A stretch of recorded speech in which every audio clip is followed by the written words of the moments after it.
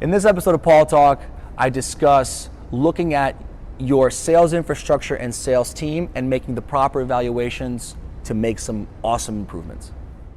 Are you listening? If you guys want to just throw questions at me.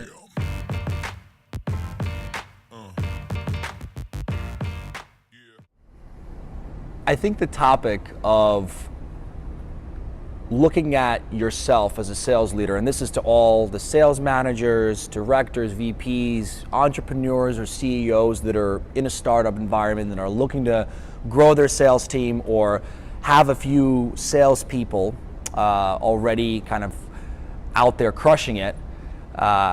There's two things to look at always in the business, right? You want to look at your sales team and what are they doing, right? How are they performing? What metrics are they, abiding by? What are the KPIs, right? Are they hitting quota? If so, great. How can we get them to exceed? If they're not hitting quota, how can we get them to hit quota?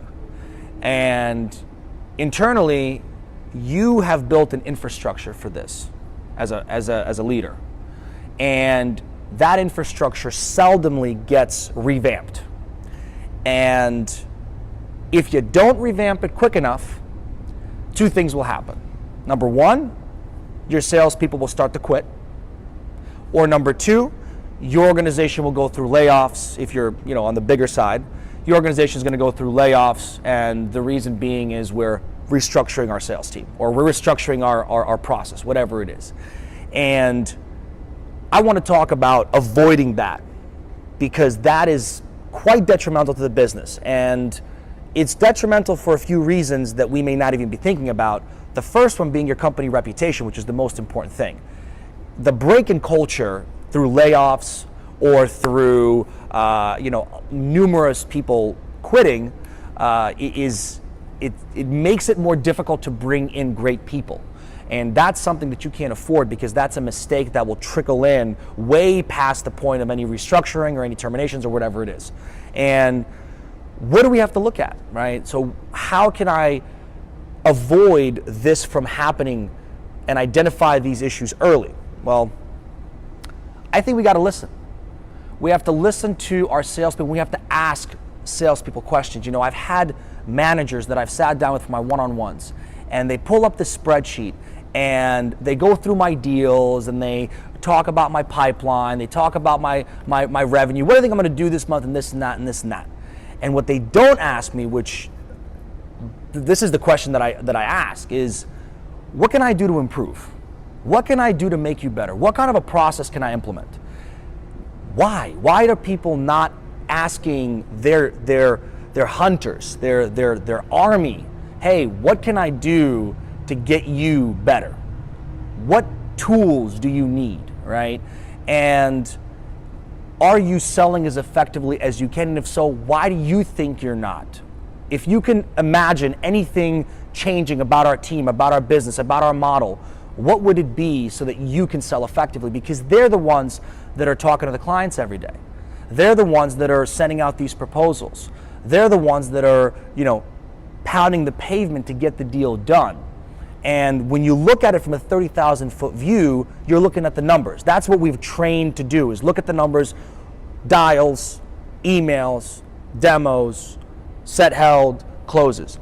And you've got to jump into the pits. As a manager, I was most successful because I asked the questions instead of telling and reviewing and monitoring the performance. I never think this is the way it has to be. I always think about, how can I change this? How can I improve this? And so when I talk about improving your sales team, I talk about something very, very simple. And that is, that fact is, look inside first before you look outside, before you look at your team. Look at your process, get in there, get deep in that process, and look for those bottlenecks that potentially exist. Look at the positioning of the business. Ask the salespeople the questions. If you're a director or VP, ask your managers, what are you experiencing? Because this way you can identify these problems early on, and you're not going to run into the problem of people just getting burned out because nobody's listening to them. I've been at many companies where people were just going crazy about how is this possible that we can improve this process, which is slowing down the entire sales cycle. But companies become bloated very quickly, and HireKeep is basically a dilution. You know, the more layers you have to the person that makes the ultimate decision that trickles down, the more difficult it becomes. And so as you think about building your organization, or as you think about how you want to position yourself, or how you have conversations with your superior, whoever that may be, you want to let them know that my goal, right, is to improve the effectiveness of the team, but I am also going to be challenging the current infrastructure of the business. And you have to listen to those ideas if you're at that level, because if you don't, you may be ignoring the very thing that will ultimately lead your business into the wrong direction. And there is a threshold that you cross where it becomes too late. Because the second that salesperson is going on LinkedIn, not to prospect, but clicking that jobs icon right at the top, that link, you're in trouble.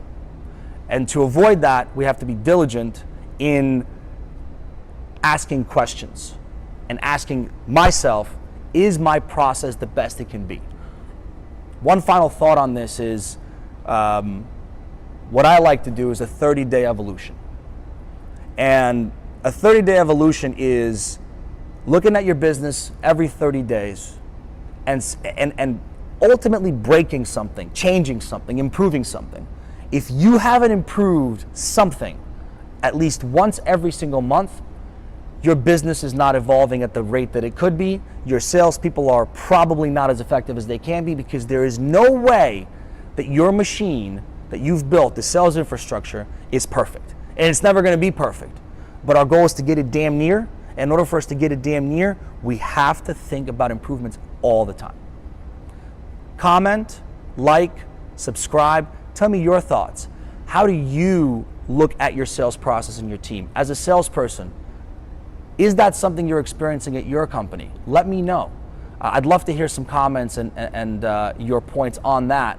And if you have a story about how you were able to change that and improve your sales process because of it, I'd love to hear it.